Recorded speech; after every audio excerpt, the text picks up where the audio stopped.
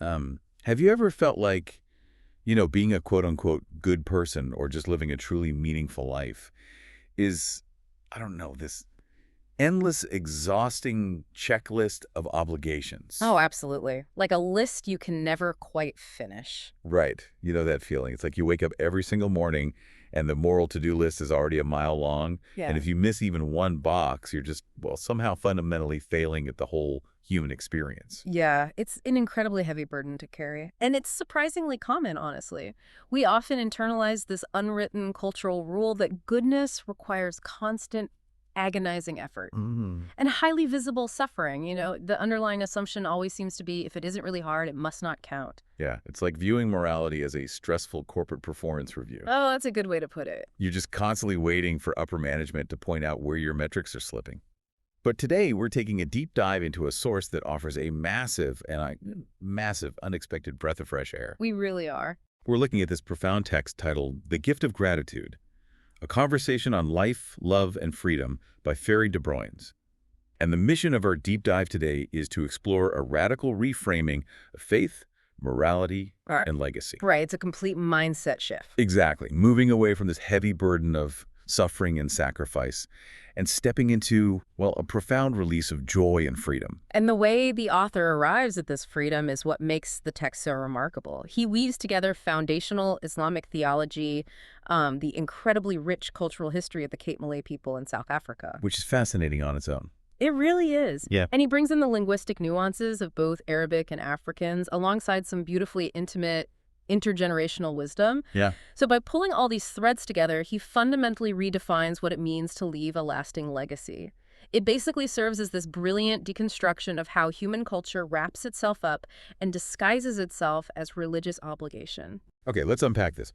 Because to understand this philosophy of freedom, we first have to look at how the author defines the actions we take every single day. Right. He draws a really hard line between two things that I think most people usually just blur together, which is worship and good deeds. Yeah, and the distinction he makes is completely crucial for escaping that exhausting checklist mentality. The author points out that the Quran frequently repeats the phrase, those who believed and did good deeds. Right, you hear that a lot. You do, but he insists we need to separate standard religious rituals from what actually constitutes a good deed. So like the daily prayers. Exactly. Things like Salaah, the daily prayers, or fasting, or going on the Hajj pilgrimage, giving Zakaah, the mandatory charity. Those are all acts of worship. Okay, that makes sense. They're foundational, obviously, and essential, but they are a distinct category. And his definition of a good deed is just so beautifully grounded in everyday reality. Yeah. I love this part. He says a good deed is simply doing a job well. Yes. Just doing your work. Right? Doing work that requires faith to execute. And then here's the real kicker. Thanking God for the ability to do it rather than boasting about your own skill. Exactly. It's quiet, it's dignified. It is absolutely not about putting on a show for other people. Which is so refreshing. It is. And the contrast he draws between this quiet dignity and the way religious practice evolved over time is really fascinating. To illustrate how things shifted, he looks back at the early days of Islam. Oh, right, when they were building the community. Yeah, during the day, the early Muslims were incredibly busy. They were working, surviving, defending themselves, literally building a community from scratch. Because of this intense physical reality, the author notes that the Prophet Muhammad actually taught the Muslims the Quran during the night prayer. Because they just didn't have time during the day. Right. They would gather at night and then stand for half or even two-thirds of the night rehearsing the verses. They literally had to do it then because the daytime was entirely reserved for action. Precisely. And the revelation of the Quran itself was incredibly slow and deliberate. It averaged just one verse a day over 23 years. 23 years for a single book. That is an astonishing level of patience. It is, right. But exactly why it was done that way is the key to the author's argument. If a community receives an entire comprehensive legal and moral code on day one, the natural human reaction is to sit down, debate it, and argue over interpretation. Oh, for sure. We'd form a committee immediately. Exactly.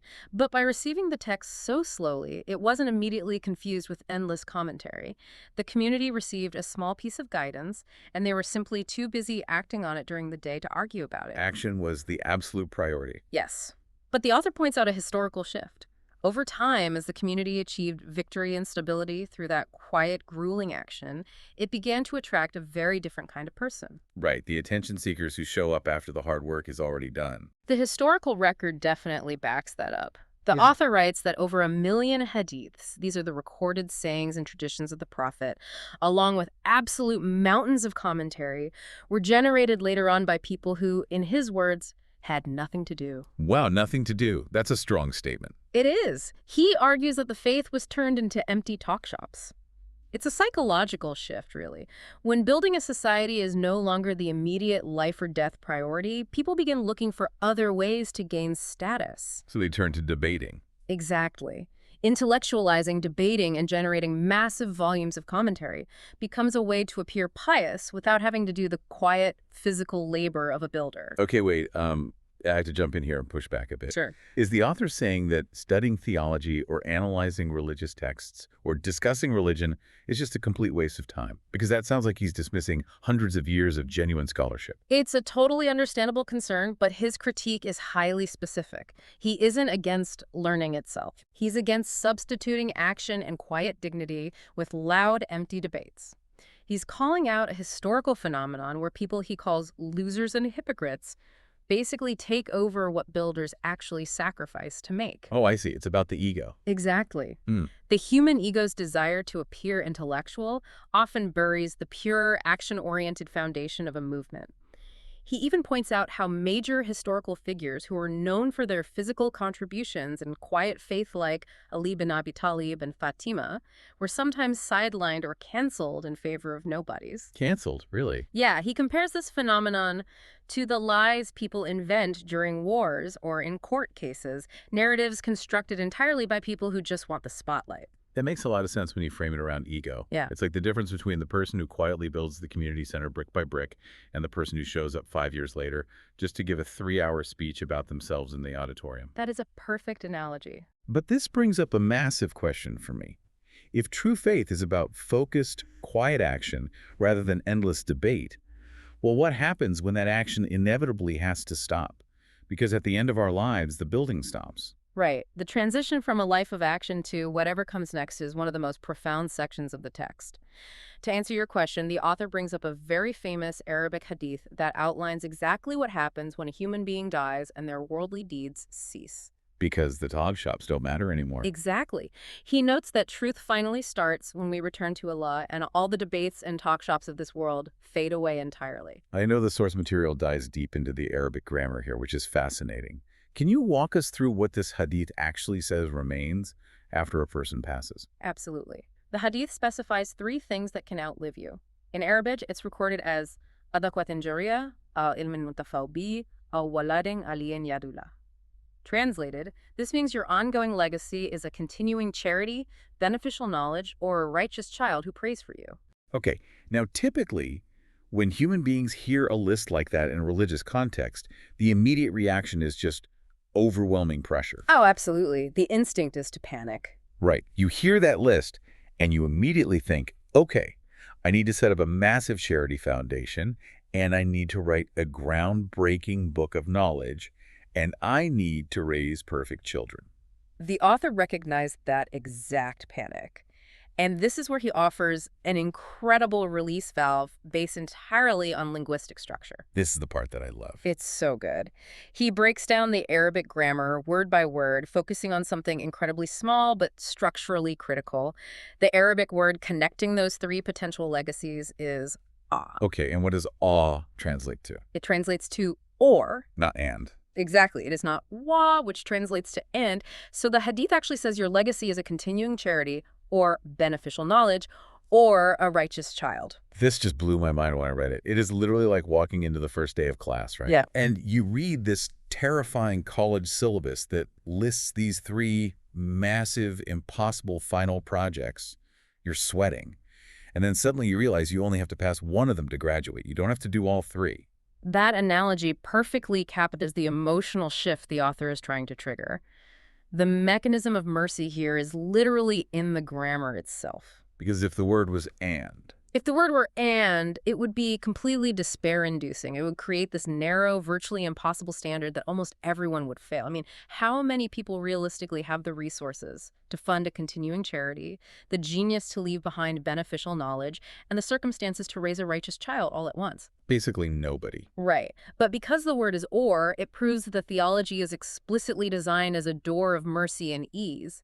It means multiple paths are provided, and any one of these three suffices. But if this framework is fundamentally built on mercy, like, if it literally has these doors of ease built into its grammar, why does the day-to-day experience of religion or culture so often feel like carrying a boulder up a hill? That's the big question. Why do we feel that constant heavy pressure we talked about at the very beginning of the deep dive? The gap between theological mercy and the exhausting reality of daily life comes down to what the author calls the prison mindset. The prison mindset. Yeah. He vehemently rejects the cultural perching of the word sacrifice. We see this everywhere in society, right? It's the narrative of, oh, the scholars sacrificed their health to study, or we parents sacrificed our happiness to raise you children. Oh, wow. Yeah. The ultimate guilt trip. Look at everything I gave up for you. You owe me. Exactly. The author argues that using the word sacrifice in this context is simply a manipulative tool. It's designed to make others feel guilty and indebted. He insists that his own parents never spoke about sacrificing for him, and he never viewed his own studies as a sacrifice either. So what was it then? To him, study was a joy. Raising children is a joy. Seeking to be seen as holy or righteous through your visible suffering, that is the core of the prison mindset. Let me push back on that, though, because I think a lot of people might struggle with this concept. If we completely strip away the idea of sacrifice, aren't we invalidating really hard work? How do you mean? Well, I mean, raising kids or studying late into the night is physically and emotionally draining. It takes a toll. Doesn't just saying it's a joy diminish the reality of that effort. That's a great point, and the nuance here is incredibly important. Acknowledging joy doesn't actually negate the reality of the effort. The author isn't saying the work isn't hard, you know? He's reframing the psychological motivation behind the effort. Okay, I'm listening. The prison mindset operates on the logic of, I suffered, so you must suffer too, or if it's not painful, it's not valuable. That mindset is motivated by cultural guilt and the ego's deep desire for respect and sympathy. The ego again. Always. By replacing the concept of sacrifice with joy, you shift the motivation to genuine gratitude. The late nights and the hard work still happen, obviously, but they're done out of love and appreciation for the opportunity, not resentment. He argues that the prison mindset is often just toxic culture dressed up in the respectable clothes of religion. And to explore how people can actually achieve this psychological framing, even in, terrible circumstances, the author looks at a striking historical example. He does. He was born in 1954, which means he grew up listening intensely to the stories of people who lived through the horrors of World War I and World War II. Some of the worst trauma imaginable. Exactly. And he notes something profound about how they communicated their experiences. These survivors told their stories as vibrant adventures. Really? Adventures? Yes, they actively filtered their memories. They didn't pass down hurt, remorse, or regret to the next generation. That is incredible psychological resilience. I mean, how do you go through literal global trauma and come out without resentment? By making a conscious choice about the narrative they wanted to leave behind, they highlighted their survival over their suffering. They focused their stories on moments of protection, not cruelty. Wow. The author notes that they carried no emotional or physical wounds in their storytelling, only love, gratitude, and health. They didn't just survive the war, they transcended it by refusing to make their past suffering a burden on the next generation. They actively rejected the prison mindset. Exactly. But how does a whole culture end up romanticizing that suffering in the first place? Yeah. Like, if escaping the prison mindset is possible even after a world war, why do so many communities default to that heavy, oppressive way of living? To answer that, the author takes us on a fascinating historical and linguistic detour into the grammar of the Cape Malay people in South Africa. Here's where it gets really interesting. It does. The mechanism of how this oppression takes root culturally can actually be seen in the evolution of language. Right, because the deep dive takes us into Afrikaans grammar. Specifically, how 3 little auxiliary verbs can basically define an entire society's worldview. We're talking about the words kan, mag, and monet. Yes. These 3 words represent completely different relationships to the world. So can relates to ability or possibility, I can. Okay. Meg relates to permission or freedom, I may. Got it. And Monet represents obligation or strict compulsion, I must. The author explains that many Cape Malays descended from slaves or from declining Ottoman populations who lived under colonial rule without any real freedom. So their entire lives, basically their basic survival, was governed by one phrase, Jimwe, you must. Exactly. When your entire existence is dictated by slave owners or authoritarian rulers, that structure bleeds into everything. That absolute lack of freedom shaped their worship, their daily work, and their social relations. Because they had no choice. Right. The harshness of their environment made them harsh. They had no physical or psychological space for can or mag. It was only moe. And the author observes that over generations, this intense pressure created two completely distinct societies operating side by side within the community. First, you had what he calls the Builder Society. Okay, these were the people driven entirely by that moe mentality, Yes. right? They did the hard, physical labor, building exactly according to the plans given to them by whoever was in charge. There was absolutely no room in their world to say, I cannot or I do not want you, just push through the suffering. Exactly. And because of that intense, unrelenting pressure, they survived, but they became crude, boastful, and incredibly forceful. They were basically in permanent survival mode. Which breeds rigidity, yeah. But running parallel to them was a counterculture, what the author calls the Free Society. Oh, is this part? These were people who lived in the exact same oppressive conditions, but held on to a radically different core philosophy.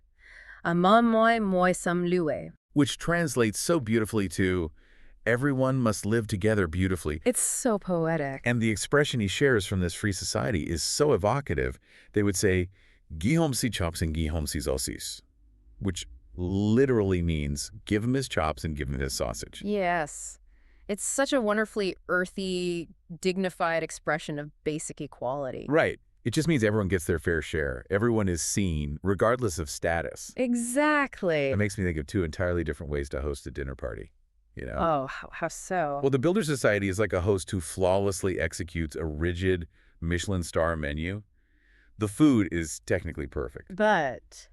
But the host is completely stressed out, snapped at the guests, complaining about how much they sacrificed to make the meal, and everyone is just miserable to be around. Oh, we've all been to that dinner party. Right. And then the Free Society is like a vibrant neighborhood potluck. Maybe the food isn't architecturally perfect, but everyone brings something, everyone gets a plate, and everyone is equally valued. That captures the emotional reality of those two mindsets perfectly.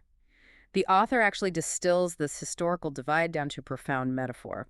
The builders built the physical houses, but the Free Society built the home. The house versus the home, that's powerful. Both were necessary for the community to survive its history, but the author emphasizes that his mother and his elders consciously chose to be part of the home. They actively rejected the Jemoe mentality in their personal lives, and he attributes his own sense of spiritual freedom today directly to their choice. So what does the end of the road actually look like for someone who actively chooses the Free Society? Like if you let go of the exhausting checklist, what kind of legacy does that actually leave? To show us, the author introduces us to his 90-year-old mother. Yes, this was a beautiful part of the text. It is a deeply revealing portrait of aging. He describes her as forgetful now, which is natural, but it notes that she remains incredibly organized, studious, pleasant, and endlessly thankful. He compares her demeanor to noble Persian royalty. He does. The quiet dignity is just striking. And he observes something fascinating when his daughter calls her grandmother for advice. His mother doesn't dictate answers or guilt her granddaughter. Instead, she is wise and subtle, gently probing and guiding the conversation. But intertwined with this beautiful portrait, he shares a really harsh truth about how society typically treats the elderly. Yeah, this part is tough to read. He realizes that younger people often have absolute zero patience for older folks, no matter how kind those elders are. The younger generation, he observes, often just wants their stuff, their inheritance, their recipes, their historical facts, but they don't actually want them. It's a painful observation, but he uses it to highlight a vital realization about what elders actually need, which is surprisingly simple. Right. They don't need to be treated like burdens. Exactly, and they don't want to be constantly reminded of their limitations. The author learned from caring for his mother that what matters to a 90-year-old is connection. They want to see their friends. They want to experience the world. The author writes that a 90-year-old laughing with an old friend is young in that moment.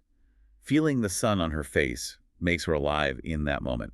Being asked for advice makes her respected in that moment. It's all about dignity, not obligation. And that quiet dignity ties directly into the ultimate spiritual goal the author highlights, doesn't it? It does. He references a specific surah or chapter in the Quran known as Ashura. It states that the ultimate goal is to return to Allah with a qalbun salim, which translates to a sound heart. A sound heart. So what does this actually look like for you, the listener, if you are caught up in the stress of your own builder society life right now? If you're constantly ticking off that exhausting checklist, how do you cultivate a sound heart? A sound heart fundamentally is a heart totally free from rancor. It is completely free from bitterness and the heavy weight of the past. It's let go of the prison mindset. Exactly. It's a heart that has actively let go of that mindset and holds only love, gratitude, and health. The author suggests that reaching the end of your life without carrying the unhealed wounds of your past and without inflicting those wounds on others through guilt is the true sign of divine mercy. It just redefines everything. The ultimate legacy isn't finishing an exhausting checklist of obligations so people will admire your sacrifice. Not at all. The author notes that almost all the friends he used to have these deep, beautiful conversations with have passed on. But he carries their voices, their insights, and their laughter with him. And by recalling them, by sharing their wisdom in this text, he is actually participating in that continuing charity, that Adakah Jariyah we talked about earlier. Right, the continuing charity that flows through memory, love, and the stories we keep telling. Leaving behind stories of joy that others actually want to keep telling, that is the real legacy. It is a profound shift from a theology of endurance to a theology of release. I mean, look at what we've journeyed through today. We've gone from redefining good deeds as quiet, faithful action rather than boastful worship. Yeah. We've looked at the liberating power of a single word, or, which opens a structural door of mercy.